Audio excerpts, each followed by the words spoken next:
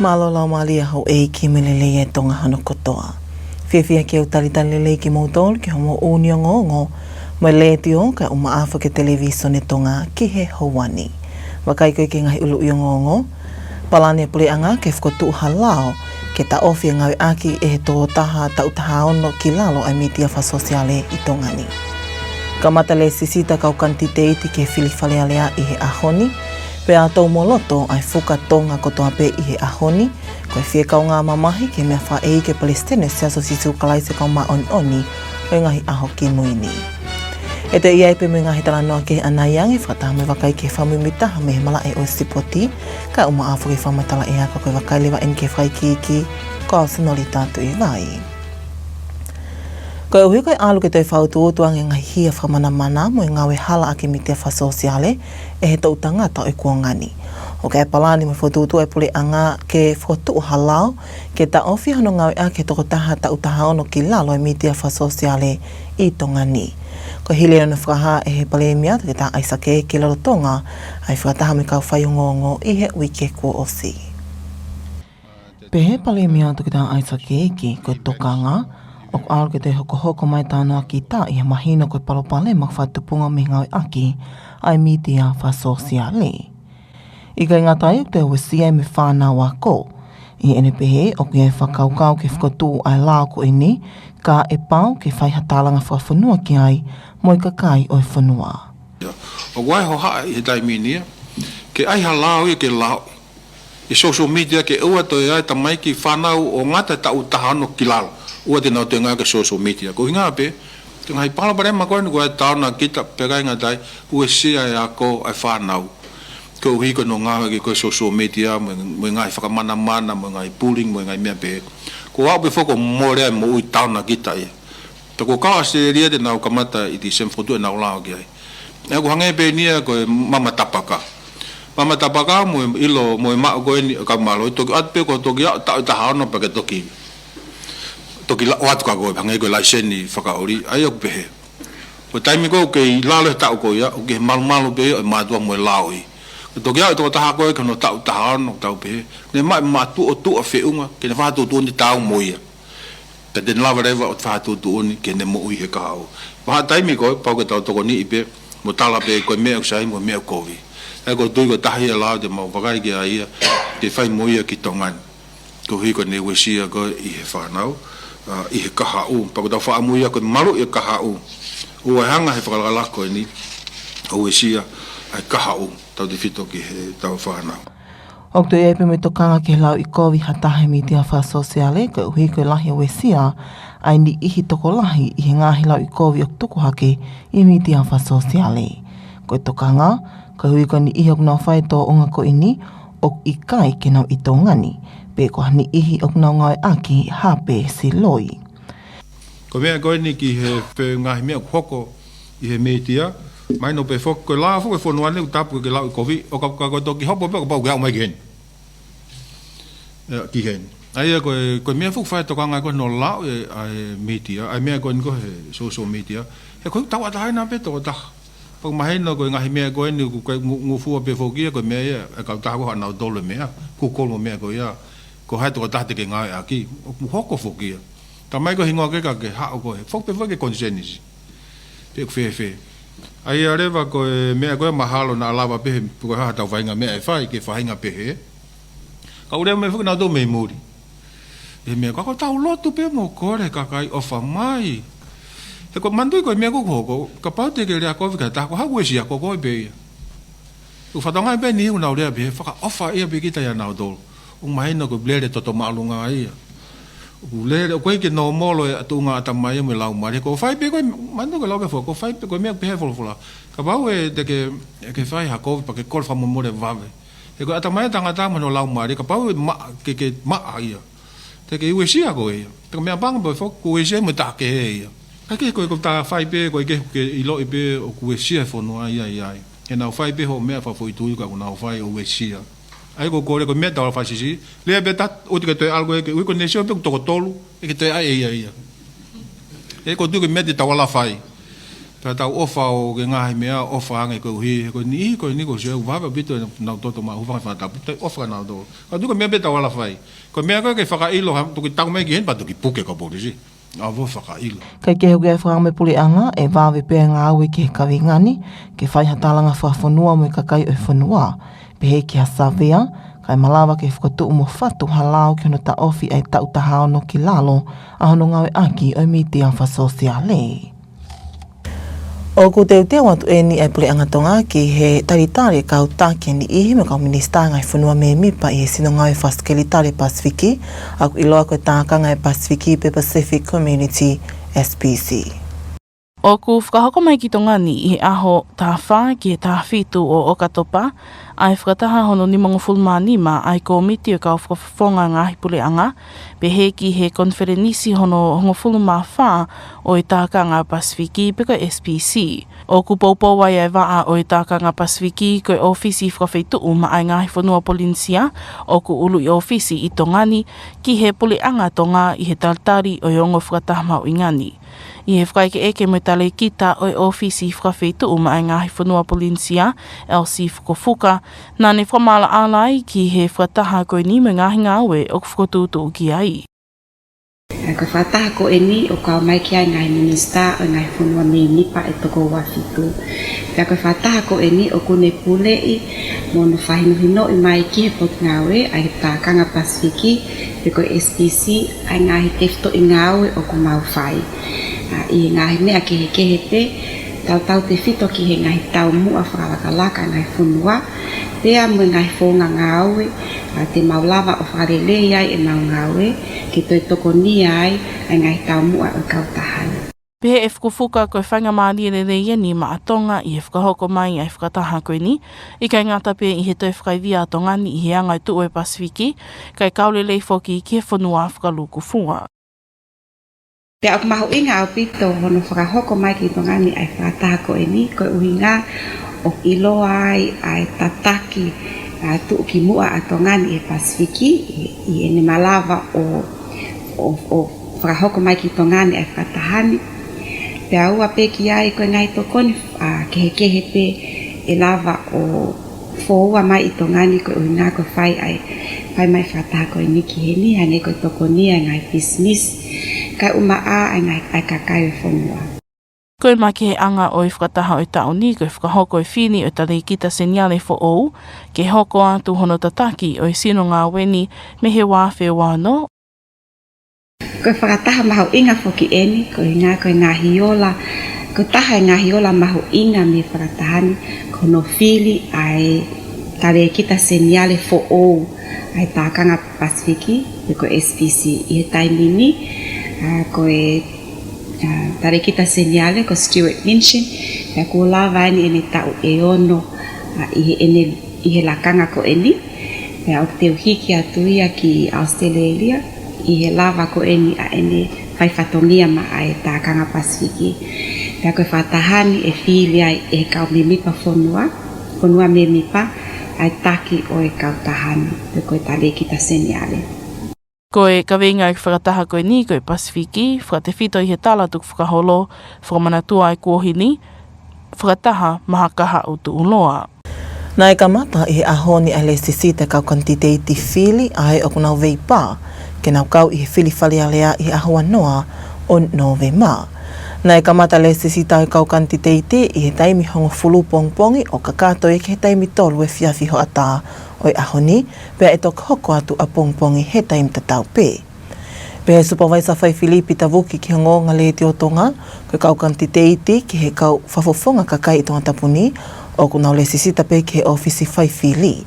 Pea koe kau kantiteiti ki he kau whafofonga i he ongo vai whanua wawa umuha apai, o le sisita ia ke ofisi ai ongo kōwana.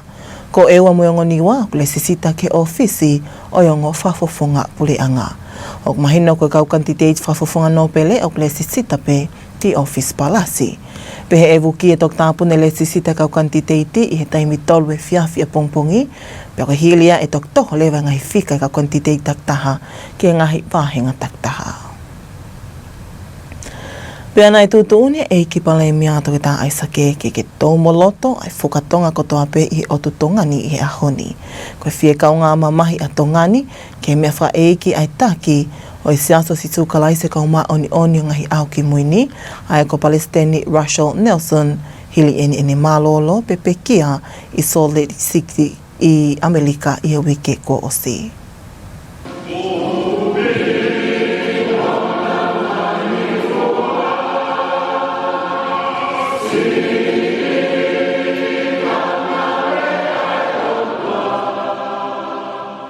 Koe malolo eni a Palestini Russell Nelson I hono te ao mātaha tau. Koe peo ka lawhia taki lotuni nani ngā ue koe te ki tā tawha ki mua pene hoko koe taki o siasi. I e whaike eke ai ongoonga le teo me televisone tō ngā mo whitungo fulwhaka e nia o siasi tongani, Elder Sione tu Ione, nane whakahai ai ngāhi ngā ue lava mea a Palestini Nelson I he siasi, ka oheni ngāhi ngā ue ne tae maari ai a tongani. Ko hono o mai ngahi tāpua ki tātoro. Ko taha ngahi ngawe ai tō tahani. Nā ne hanga o whakafoki e hingoa e siasi ki he siasi o sisu kalaisio ka manioni ngā ki muni. Ta mohono a koe aki ai kai ngā lotu e whamomo a sisu kalaisi e mea kotoa pe. Nā ne a koe aki ai kai ngā lotu ko tau whiewhia I he mamani ko ni o kui haki a kaunga e ngā he mea tau whihanga ngai te moia. Ka koe mea o kutu taha ki ai tau tokanga ai a ko sisu kalaisi. Ta koutu I honi I ono whakaheke heka ai ne wholau ko ai mea whakaeki na e ongo I he toa taha kotoa pe ka oku mawongo I nonga mo whie maarie e ngahi ako naki ta moe ngahi whakaase na ne hanga whakahoko kia ki mau tolu koe kainga lotu ke mau tuku a sisu kalaisi te hoko ia koe mea mau inga taha e mau moui ia ke hoko ia koe makaturiki ke langa ai o mau ngai whamiri pia moe siasi pia koutui koe ahoeni na e lawa ke mau whakewhia I ai neongo ai mamahi an kāinga pia moe whamiri I more atu ai moui e tō taha koe ni tau te au mātaha ka oku mau nonga ko hiko ngahi ako naki o kone tuku mai ka ki mau tolu ke hoko atoa ki ai mau whanonga I moui koe ni. I he wāwhi taha hiwania ahi mai ai a Palestini Nelson ki tongani I he ne polokalama ahi ki e Pasifiki, pia ne whakahai e Elder Tuyone ai whiawhia makehe ai Palestini I he ne mea mai ki tongani. Taha ngahi highlight e moui e palofita ko ene mea mai ki tongani e ngai tau ni mahiri atu pena ne mau ai whainga mahari ke ne whetau laki ai mo tala noa pa mo hawe whanua ko se haustu bohono ka pehe foki ki e kuini anaspau na hoko ia koe tāpuaki ki e kainga lotu ka pehe foki siasi ka pehe foki ki e palofita ko ne mau ai whainga mahari e koe ia o ku mau whamahalo ko I koe pureanga mo ngahi ngāwe mo ngahi toko ni ono mo toa pehe nau whahoko ke siasi mau I loi ko ia ako hoko atu ai moui pe whainga ke moui aki ai ngahi ulunganga mo ngahi ako nak po tau eko si sukalaisi te tau mau pe nonga pe mo fie maari. Kei ke hena whakatataha toa e kai ngā lotu o e siasi ki ngahi whalenoto e wataha I Tongatapuni mo ngahi otmotu o mātai e mea whaeiki o Palestini Nelson aia na e whakamawholanga tonu atu I he ope o malawa ke kau whakatahai ai kakai kotoa e siasi he tapa kotoa maamani kauai motongani.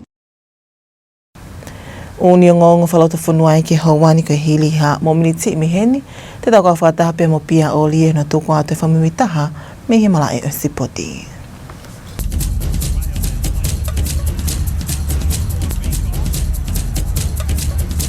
Malamu tau ki whilonga ki koe whakaini ki mala e o sipoti.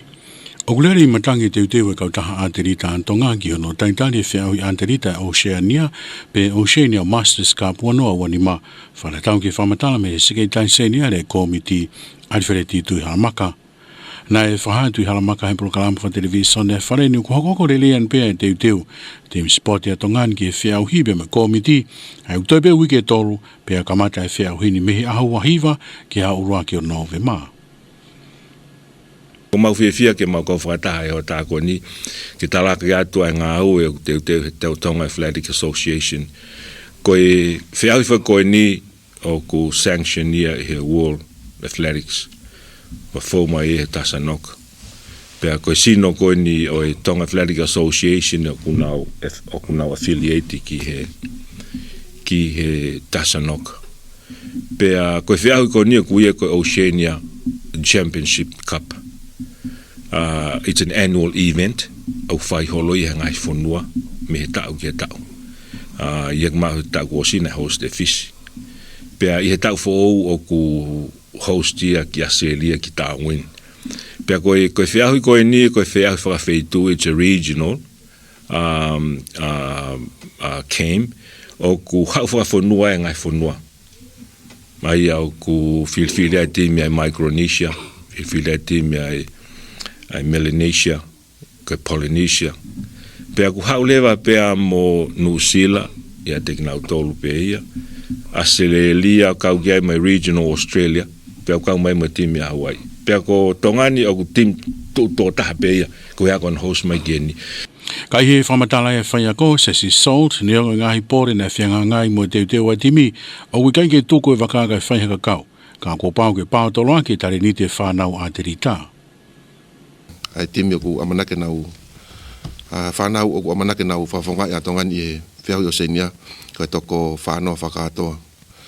Sai nei talo e mau whoki mai pa mi palau i e whiahu e min game, na mau ki ofa i e wike ua.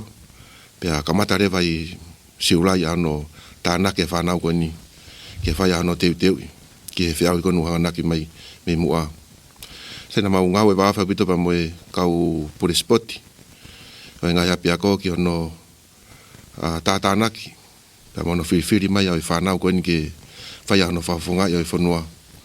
Nei pēpore na mau whetaulaki mo ia, nei whanau na mau whia mao, o nau mo ua i agapulu. Whanau nei mo e agapulu pia mo e soka. Pia mo mea iu nei tok whoki mai tau whanau agapulu. Nei whanau nei reina nau aluai.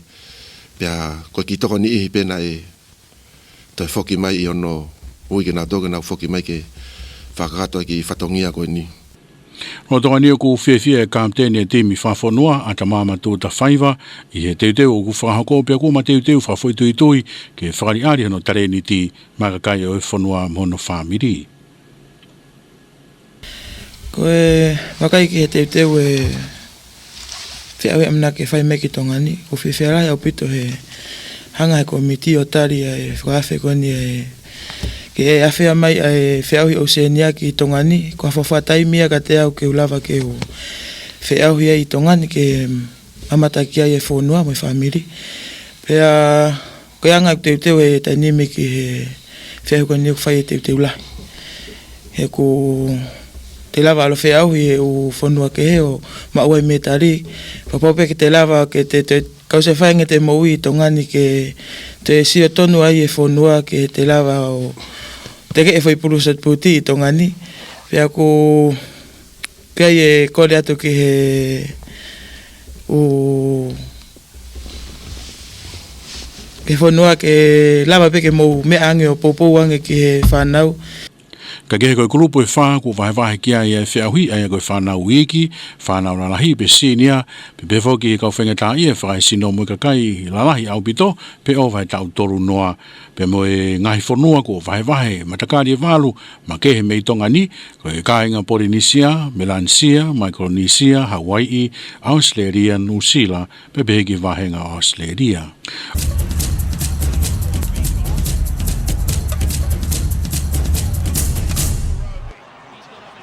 Ko pia oli e me whamimita mi he mala e o sipoti, te tau wakai lewa hen ke tuunga o ea, toko mai me sente a whamtala ea tonga whamutu mo e potunga o meidek.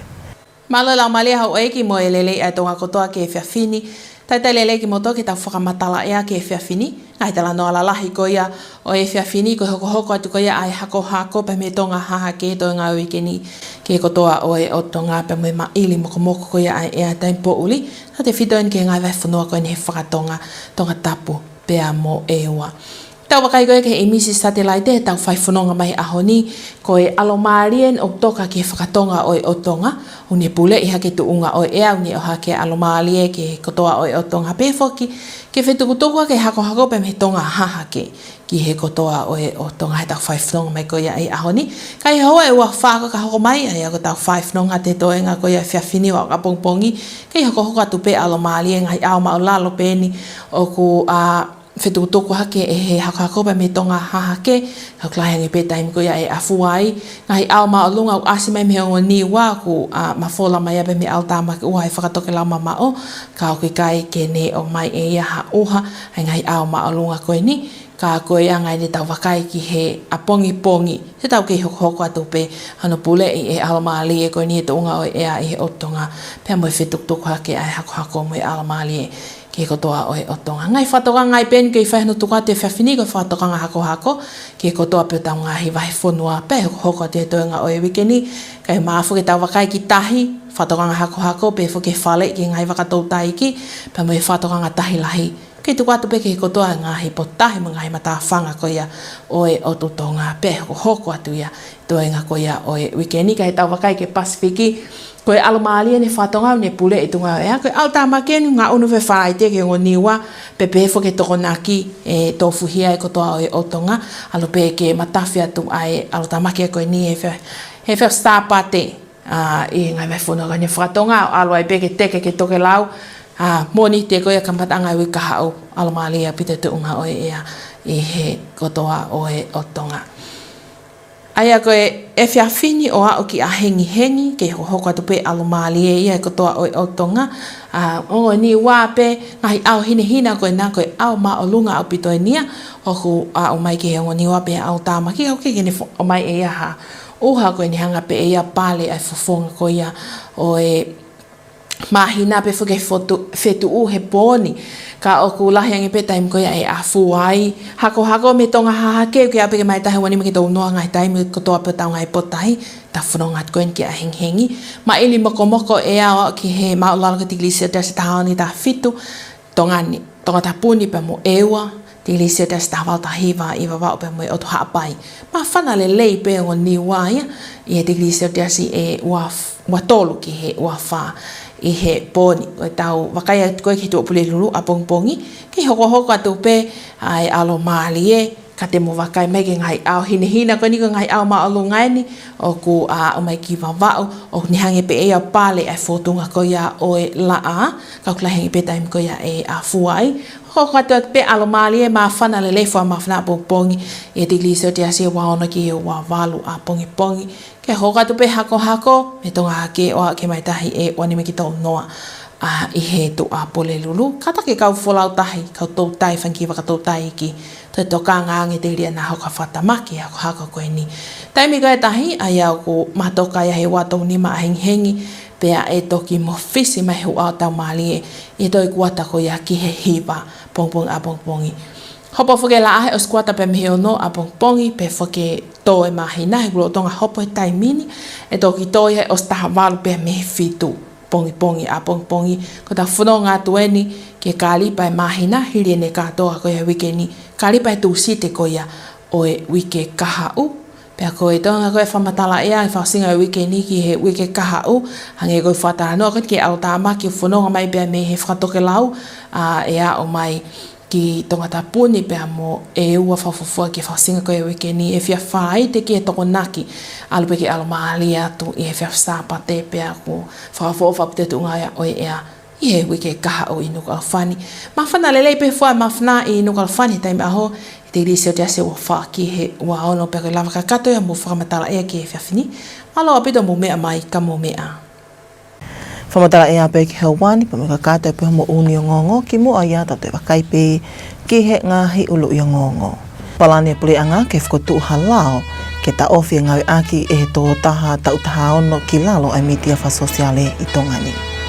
Ka matale sisita kau kanti te iti ke whiliwhale alea i he ahoni, pe a tau moloto ai whuka tonga kotoa pe i he ahoni, koe whie kau ngā mamahi ke mea wha e ke Palestine se aso sisu kalai se kau ma oni, o ngahi aho ki muini.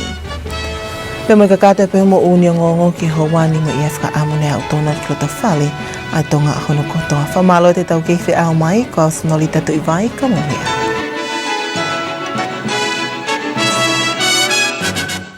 Good evening and welcome to your English news package with radio and television Tonga News for tonight. Making headlines, government is planning to introduce a ban on social media use for under 16-year-olds.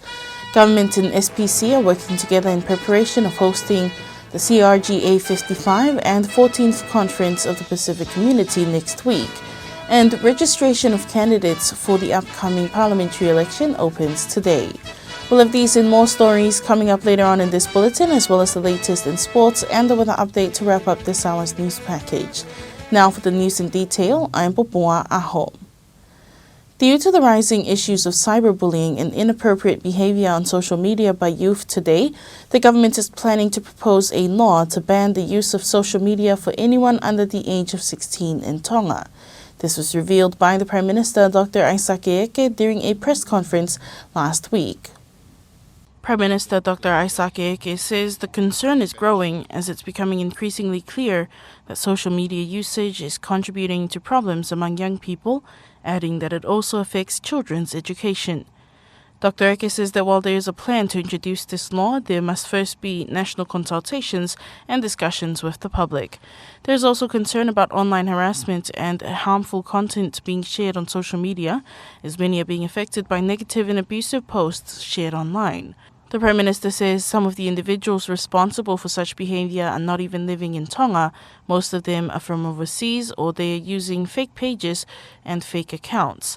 Despite this, the government hopes to act quickly on this issue by organising national discussions with the public, conducting surveys and eventually drafting and introducing a law to prohibit anyone under 16 from using social media in Tonga. Government is currently preparing to host some of the high-level officials and ministers from member countries of the Pacific Community, or SPC. In an interview with the Director Polynesia Regional Office, Elsie Fukafuka elaborated on the meetings and the significance of this conference to the Pacific Community and the Pacific. So this meeting is normally held every 2 years at the ministerial level and hosted in Numea, which is where the SPC headquarters are. And the last time Tonga hosted this meeting was in 2009. So it has been a couple of years since we've last hosted. I think it's really exciting for us as an organisation to be here and supporting the government of Tonga in their hosting obligations in preparation for the CRGA and conference, which is a very important meeting for us.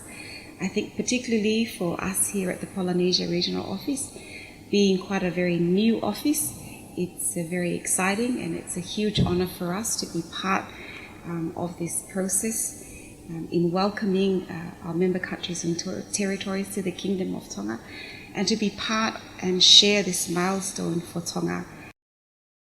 Most recently, members called for an internal review of the organisation, and so members will be hearing about the outcome of this independent internal review of the SPC.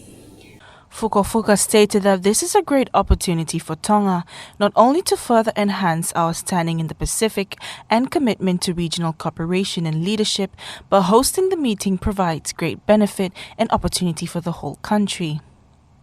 Indeed, we realise that this is not the first time Tonga has hosted a regional or international meeting, and so the great benefit for us is riding on the success that Tonga has had in the past in hosting these meetings. We're very honoured as an organisation to have His Royal Highness the Crown Prince chair this ministerial meeting. It is an important meeting for our members, and Tonga is not new to hosting regional and international meetings of this scale, and so it's been quite easy for us to be able to prepare for this meeting because of the great history of hosting by the Kingdom of Tonga. We're also very grateful for the partnerships that we have on the ground with our various stakeholders, including our line ministries, who have really been supportive and excited by the prospect of Tonga hosting this meeting. A key feature of this year's meeting is the selection of a new Director General who will lead the organization from 2026 onward. One of the other highlights of this meeting will be the selection of the new Director General. So the current Director General, Dr. Stuart Minchin, completes his term this year, after having served the SPC for 6 years. And so member countries and territories at this biannual conference of the ministers will select the new Director General or the person that they feel should be leading the organisation for the next 3 to 6 years. These high-level meetings are critical gatherings for the 27 member countries and territories that govern the Pacific community, bringing together government officials, ministers, and heads of governments and administrations to review the Pacific work community. They share regional priorities and set the strategic direction of the organization for the year ahead. The theme of this year's meeting is Pacific rooted in heritage, honoring the past, united for a resilient future. Speaking for Radio and Television Tonga News, I'm Agnes Wamboa. The registration of candidates vying for a parliamentary seat in the upcoming election has officially opened today. The registration process began this morning at 10 a.m. until 3 p.m. this afternoon. Speaking to Radio and Television Tonga News, the Supervisor of Elections, Pita Vuki, says candidates from Tongatapu register at the Electoral Commission office, while those from Vava'u and Ha'apai are to register at their respective governors' offices, and candidates for Ewa and the two Niuas register at their respective government representatives' offices.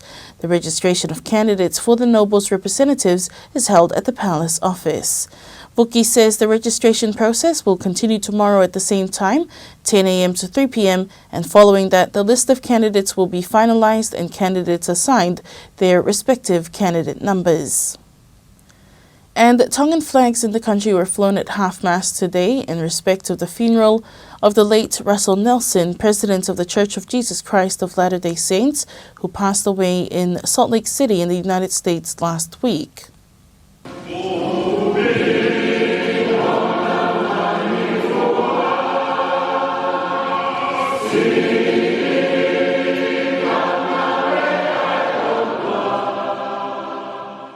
The Prime Minister declared Tongan flags be flown at half-mast in the country today as the LDS Church President's funeral was underway in the United States. President Russell M. Nelson had passed away at the age of 101.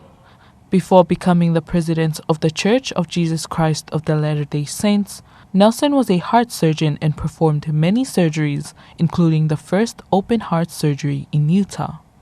Throughout his presidency, President Nelson played a pivotal role in advancing the church's global reach, visiting 32 countries, including Tonga, and overseeing the construction of 200 new LDS temples worldwide, including one in Neiafu, Vava'u.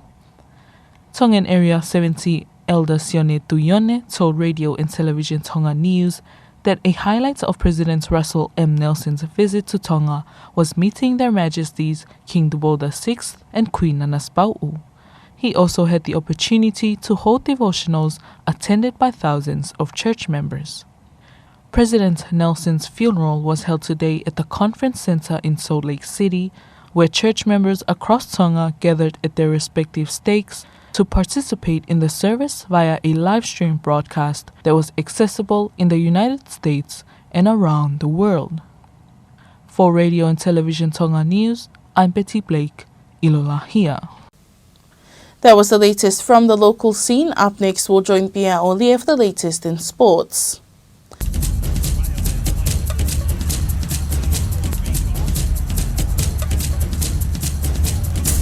Welcome back in sport.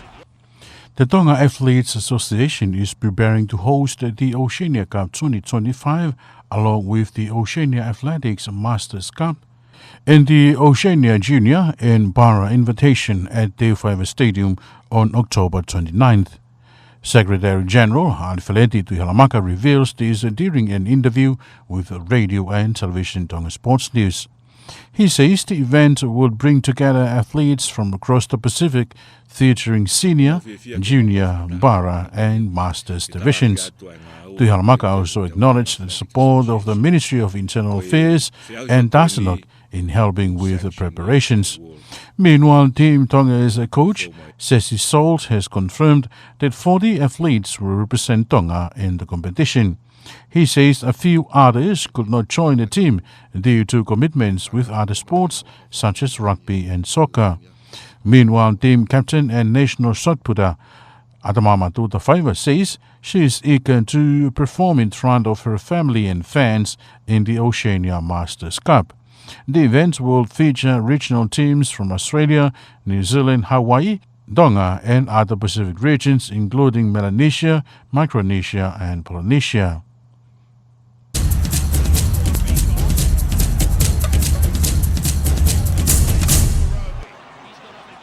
That was Pierre Olia with your sports news. Now taking a look at the latest weather updates presented by Viola Vainikolo. Good evening, Tonga. Welcome to your evening forecast from your Met Service. Headline for tonight, windy condition will persist across Tonga for the rest of this week, and cooler air temperature still reaching up to Tongatapu and Ewa at night time tonight and also tomorrow night. Looking from the skies, high pressure to the far south dominate the weather here in the Kingdom of Tonga, bring fine weather and also strong southeast trade wind today. But in the next 24 hours, this situation will persist across Tonga in the next 24 hours. Warning for land areas, strong wind warning still enforced for all of Tonga land areas, and it is expected to persist for the rest of this week. So coastal waters, again, strong wind warning and smoke off advisory, and also extreme high tide still in force for all of Tonga coastal waters. And take note, this warning will be most likely to valid for the rest of this week. Across the Pacific region, we're looking at this high pressure, but there's also active draft moves onto the new ones by Friday and extend down to all island division by Saturday, and likely on Sunday start clearing out later on Sunday, and also Monday we're looking at pretty fine weather on Monday. As you can see, this high pressure located to the southeast of Tonga pushed the active draft away to the far north. So forecast for tonight until early tomorrow. As expected, fine weather across Tonga. This is high cloud, the white cloud that covers the face of the moon tonight across the newest, but not likely to bring any rain. Strong southeast trade winds prevails tonight up to 25 to 30 knots at time across Tonga coastal waters. And the cooler air dropped down to 16 to 17 degrees here in the southern part, Nuku'alofa and Ewa. 18 to 19 degrees on the central part of Tonga, and 23 to 24 degrees tonight to the far north of the newest. So stepping forward to Thursday, the condition or the situation will persist tomorrow. So expect fine weather. The high cloud to the far north will extend onto Va'u. So it's just the sunshine avoided by this high cloud, but less likely to bring rain. So do expect fine weather tomorrow, and the maximum temperature forecast up to 26 to 28 degrees across Tonga. Southeast trade wind will continue as well, 25 to 30 knots across Tonga coastal waters by tomorrow as well.